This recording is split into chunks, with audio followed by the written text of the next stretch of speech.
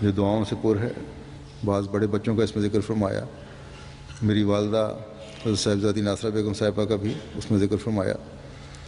ان کے ذکر میں فرماتے ہیں کہ وہ میری ناصرہ، وہ نیک اختر، عقیلہ با سعادت پاک جوہر۔ یہ خصوصیات صرف باپ کے پیار کی وجہ سے حضرت مسلم موعود رضی اللہ عنہ کو نظر نہیں آئیں، بلکہ میری والدہ کے ساتھ کام کرنے والی والیاں جو ہیں، بہت ساری لجنہ امان اللہ کی ممبرات جنہوں نے لمبا عرصہ ان کے ساتھ کام کیا ہے، وہ بھی اس کی تصدیق کرتی ہیں۔ ان کے ساتھ ایک کام کرنے والی پرانی صدر نے لکھا کہ لجنہ کی تربیت کا بہت خیال رہتا تھا، اس کے لیے نئے سے نئے طریق سوچتی تھیں، نئی تدابیر اختیار کرتی تھیں، ہمیں بتاتی تھیں۔ یہ کوشش تھی کہ ربے کی ہر بچی اور ہر عورت تربیت کے لحاظ سے اعلیٰ معیار کی ہو۔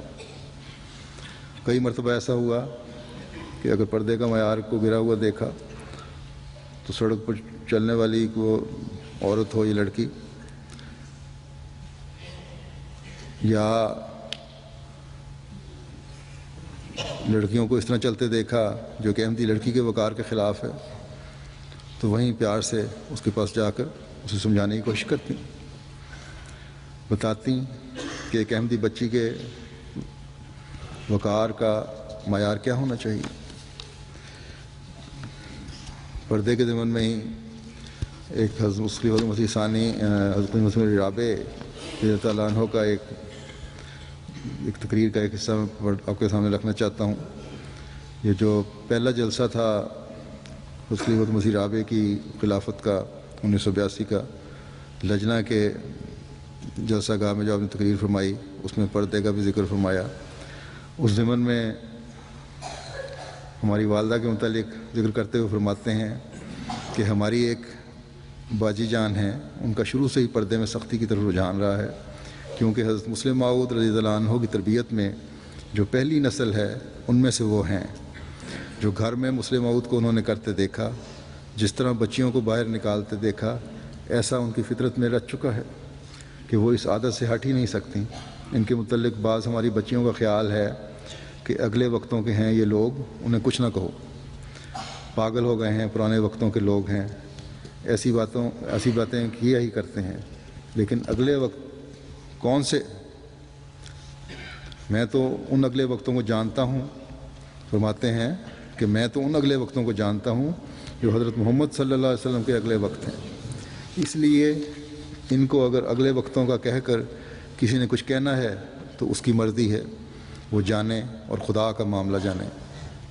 لیکن یہ جو میری بہن ہیں واقعتاً تقویٰ پر قائم رہتے ہوئے اس بات پر سختی کرتی تھیں۔ پھر لجنہ کی جب لمبا عرصہ صدر رہی ہیں تو کوشش یہ تھی کہ ربا کی پوزیشن ہمیشہ پاکستان کی تمام مجالس میں نمایاں رہے، اس کے لیے بھرپور کوشش کرتی تھیں، صرف نمبر لینے کے لیے نہیں، جس طرح کے بعض صدرات کا یا ذیلی تنظیموں کے قائدین نظوما کا کام ہوتا ہے، بلکہ اس سوچ کے ساتھ کہ ربا میں خلیفہ وقت کی موجودگی ہے، اس لیے بھی کہ کوئی یہ نہ کہہ سکے کہ چراغ تلے اندھیرا، کہ خلیفہ وقت کی موجودگی کے باوجود ان کا معیار دوسروں سے نیچے ہے۔ پھر اللہ تعالیٰ کی رضا مقصود تھی۔ پھر ایک لکھنے والی مجھے لکھتی ہیں کہ آپ کے فیصلے بڑے دور رس نتائج کے حامل ہوتے تھے، مشورے ضرور لیتی تھیں اور ہر صاحب مشورے کا بہت احترام کرتی تھیں۔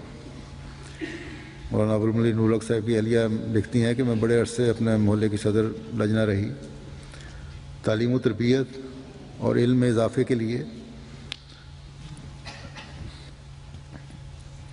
ایک یہ بھی آپ نے اپنے ہر ممبر کو کہا ہوا تھا کہ در سمین یا کلام محمود سے ہر اجلاس میں 2 شعر یاد کر کے آؤ۔ تو لکھتی ہیں اس سے یہ فائدہ ہوا کہ جہاں شعروں کے ذریعے علم و عرفان اور روحانیت میں اضافہ ہوتا تھا، وہاں اجتماعوں کے موقع پر بیت بازی میں روا کی لجنہ اول آیا کرتی تھی. وہ کہتی ہیں خود بھی بہت شعر یاد تھے، اور یقیناً مجھے بھی اس بات کا علم ہے کہ امی کو بہت شعر یاد تھے. غالباً امام صاحب کی اہلیہ نے مجھے لکھا ہے کہ ایک مرتبہ چند خواتین کے ساتھ جماعتی دورے پر انہیں بھی میری والدہ کے ساتھ غالباً سیالکوٹ کا سفر کا موقع ملا. تو آپ نے کہا کہ بجائے اس کے کہ ہم بیٹھ کر ادھر کی باتیں کریں گاڑی میں سفر کرتے ہوئے، کار میں یا وین تھی جو، بیت بازی کرتے ہیں، سفر بھی اچھا گزر جائے گا اور ہم فضول گفتگو سے بھی بچ جائیں گے. تو اس طرح پھر بیت بازی ہوتی رہی اور سب نے بڑا انجوائے کیا. یہاں یہ بھی بتاتا چلوں کہ میرے والد مرزا منصور احمد صاحب کو بھی خاص طور پر درسمین کے بہت سے شعر زبانی یاد تھے، اور یہ جو نظم ہے لمبی ایک درسمین کی، اے خدائے کار سازو اے پوشو کردگار، یہ تو مجھے لگتا تھا کہ پوری نظم یاد ہے. اور سفر میں جب بھی ہم جاتے تھے تو بیت بازی کا مقابلہ شروع ہو جاتا تھا. ایک ٹیم ابا کی بن جاتی تھی، ایک امی کی، اور ہم بچوں کو بھی شوق پیدا کرنے کے لیے ہمیں بھی اپنے ساتھ ملا لیا کرتے تھے. اسی طرح امی کو قصیدہ یاد تھا. آخری عمر میں جب میں یہ محسوس کیا کہ یادداشت میں کمی ہو رہی ہے، بعض شعر یا الفاظ فوری طور پر یاد نہیں آتے، تو اپنی نواسیوں میں سے جو بھی ساتھ ہوتی تھیں میرے والد صاحب کی وفات کے بعد، تو اسے قصیدہ پکڑا دیتی تھی کتاب اور خود پڑھتی تھیں. اور روزانہ کا یہ معمول تھا کہ قصیدہ یہ جو ہے پہلے 70 اشعار والا قصیدہ یا آئینہ فیض اللہ والعرفانی، وہ مکمل ختم کر کے سوتی تھیں. کہیں آخر عمر تک بھی کوئی ایک آدھ مصرع بھول جاتی ہوں گی، عموماً تمام شعر یاد تھے. اسی طرح میں نے دیکھا ہے کہ قرآن کریم، جیسا کہ میں نے کہا، بڑے اہتمام سے غور کر کے پڑھتی تھیں.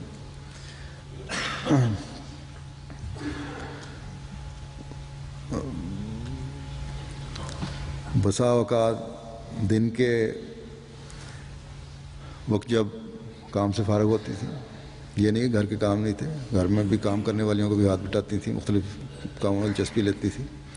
لجنہ کام بھی ساتھ ساتھ چل رہے ہوتے تھے. جب کام سے فارغ ہوتی تھیں تو علاوہ جو صبح کی تلاوت نماز کے بعد کیا کرتی تھیں، 10-11 بجے بھی میں نے دیکھا ہے گھنٹہ ڈیڑھ گھنٹہ اپنے قرآن کریم پڑھ رہی ہوتی تھیں، اور غور کرتے دیکھا ہے ان کو. لیکن یہ بھی تھا کہ یہ عادت بالکل نہیں تھی کہ بلا وجہ اپنی علمیت کا اظہار کریں، لیکن مطالعہ بڑا گہرا تھا. اسی طرح حضرت مسیح موعود علیہ السلام کی کتب کا مطالعہ بھی گہرا تھا. جیسا کہ میں نے بتایا کہ مولوی کا امتحان پاس کیا تھا، عربی پڑھی ہوئی تھی، عربی کتب بھی پڑھ لیتی تھی اور اچھی عربی آتی تھی. دوسروں کے لیے ہمدردی کا جذبہ بہت تھا.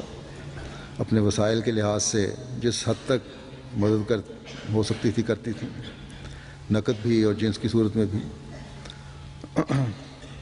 پھر دوسروں کو بھی توجہ دلاتی تھی کہ فلاں قابل مدد ہے، اس کی مدد کرو. اس وجہ سے بعض مخیر لوگ جن کا آپ کے ساتھ قریبی تعلق تھا، وہ آپ کو ہی رقم دے دیتے تھے کہ خود ہی تقسیم کر دیں. روا کی کیونکہ لمبا عرصہ صدر رہی ہیں، محلوں میں جا کر وہاں اجلاسوں میں شامل ہوتی تھیں، اس لیے مختلف محلوں کے غریبوں کی ذات سے ذاتی واقفیت بھی تھی اور حالات کا بھی علم تھا ان کے. چودھری حمید اللہ صاحب نے مجھے بتایا وہ لمبا عرصہ گندم کمیٹی کے صدر رہے ہیں، امداد گندم کمیٹی کے. انہوں نے بتایا کہ جو سفارش امداد کی آتی تھی صدر لجنہ روا کی طرف سے، وہ یقین ہوتا تھا کہ مکمل تحقیق کے بعد آئی ہے اور جائز سفارش ہے، مزید تحقیق کی ضرورت نہیں ہے. صرف انتظامی اور دفتری حد تک صدارت نہیں تھی آپ کی، بلکہ لجنہ روا کے صدر ہونے کے ناطے